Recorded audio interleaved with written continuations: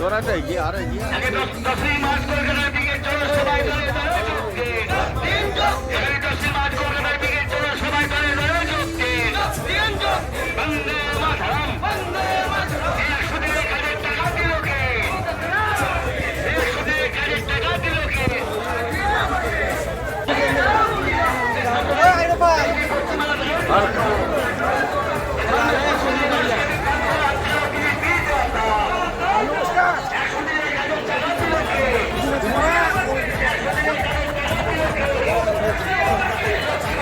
উপস্থিত হচ্ছেন তাদেরকে অসংখ্য ধন্যবাদ অন্তঃস্থর ব্লক তৃণমূল কংগ্রেস কমিটির পক্ষ থেকে।